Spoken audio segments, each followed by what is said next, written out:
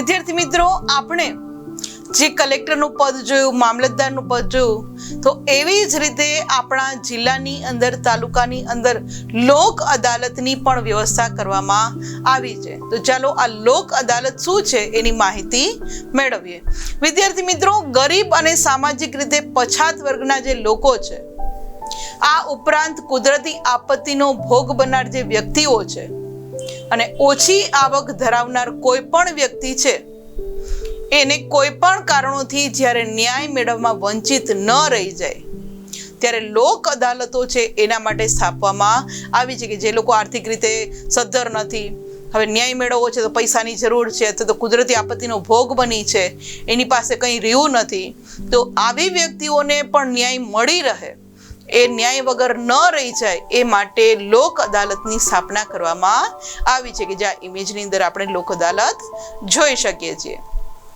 વિદ્યાર્થી મિત્રો, અહીંયા લોક અદાલતની અંદર શું હોય છે તો કે બંને પક્ષો સંમત હોય તેમ લોક અદાલતમાં બોલાવવામાં આવે છે કે ભાઈ બે પક્ષને પૂછે કે તમને આ દિવસ સંમતિ છે અને હા પાડે તો એ દિવસે આ લોક અદાલત બોલાવવામાં આવે છે. અને લોક અદાલત એ વિદ્યાર્થી મિત્રો તકરાર નિવારણનો શ્રેષ્ઠ વિકલ્પ છે કે જે કાંઈ એ લોકોની વચ્ચે પ્રોબ્લેમ ઊભા થયા છે, જે તકરાર થઈ છે, જે મુશ્કેલી ઊભી થઈ છે, એ નિવારણ કરવા માટે શ્રેષ્ઠ વિકલ્પ હોય તો એ છે આપણી લોક અદાલત.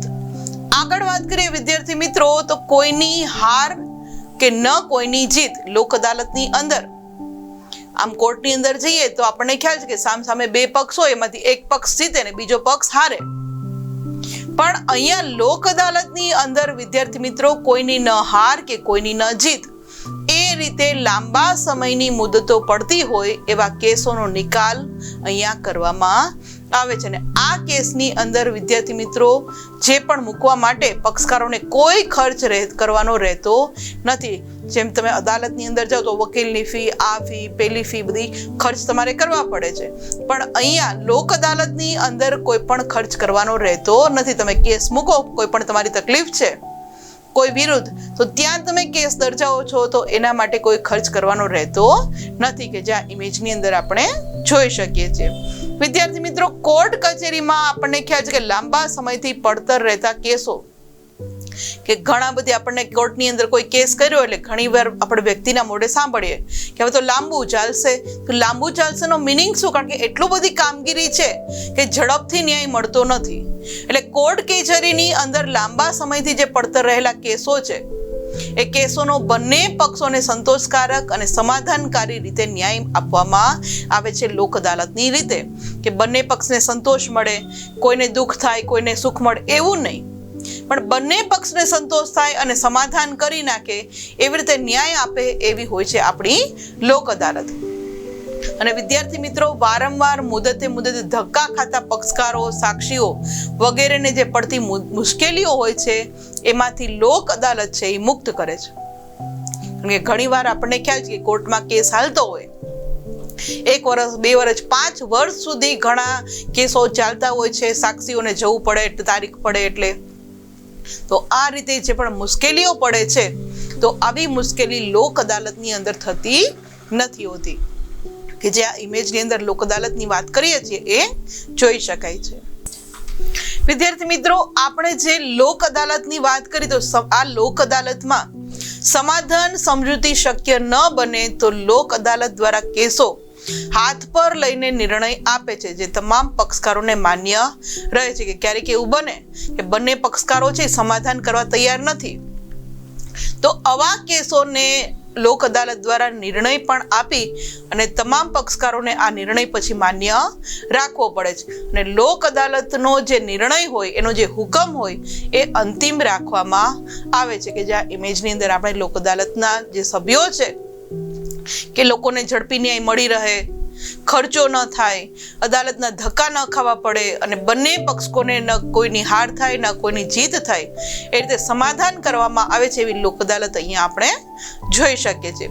વિદ્યાર્થી મિત્રો, લોક અદાલતથી વિવાદનો અંત આવે છે, કારણ કે જે વિવાદ ઊભો થયો છે એ વિવાદની સમાધાન દ્વારા અંત લાવવામાં અહીંયા આવે છે અને બંને પક્ષોને ન્યાય મળે છે અને પરસ્પર ઝઘડતા માણસો વચ્ચે સમાધાન કરવામાં આવે છે કે કોઈ બાબત માટે બંને પક્ષ કોઈ ઝઘડા કરતા હોય તો એ ઝઘડો બંધ કરાવી, એ વિવાદનો અંત લાવી અને બંને વચ્ચે સમાધાન કરવાની કામગીરી છે એ લોક અદાલત દ્વારા કરવામાં આવે છે કે જેથી નાણાંનો અને સાથે સાથે સમયનો બંનેનો બચાવ થાય માટે લોક અદાલતની રચના કરવામાં આવે છે. કારણ કે આપણને ખ્યાલ છે કે અમુક લોકો એવા હોય છે કે જે નાણાં નથી ખર્ચી શકતા અને એને ન્યાય મેળવવો છે તો આ લોક અદાલતનો સહારો એ લેતા હોય છે.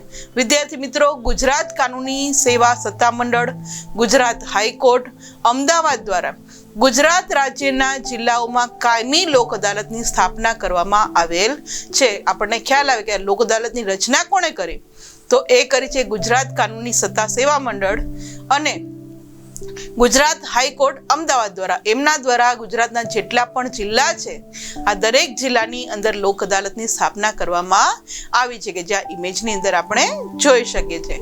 વિદ્યાર્થી મિત્રો, કાયમી લોક અદાલતમાં કેસ દાખલ કરવા માટે અથવા કોઈ કાર્યવાહી કરવા માટે કોર્ટ ફી ભરવાની રહેતી નથી. કે જે લોક અદાલત છે એમાં કેસ દાખલ કરવા માટે કે કાર્યવાહી માટે જે બાકી અદાલતોની અંદર આપણને ખ્યાલ છે કે ફી ભરવી પડે, પણ અહીંયા કોઈ પણ પ્રકારની ફી લોક અદાલતની અંદર રહેતી નથી કે જે આ ઇમેજની અંદર આપણે જોઈ શકીએ છીએ.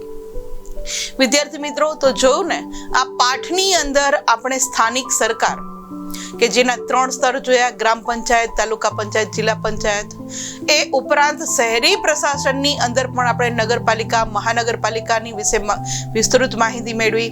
આ ઉપરાંત એમના જે વડા છે એવા કલેક્ટર, મામલતદાર વિશે માહિતી મેળવી અને આ જિલ્લાની અંદર રહેતા જે પછાત વર્ગના લોકો છે, આર્થિક રીતે નબળા લોકો છે, એને ન્યાય મળી રહે એ માટે લોક અદાલતની રચના પણ જિલ્લાની અંદર થયેલી હોય છે. તો આ તમામ માહિતી તમને સારી રીતે સમજમાં આવી હશે એવી આશા રાખીએ છીએ.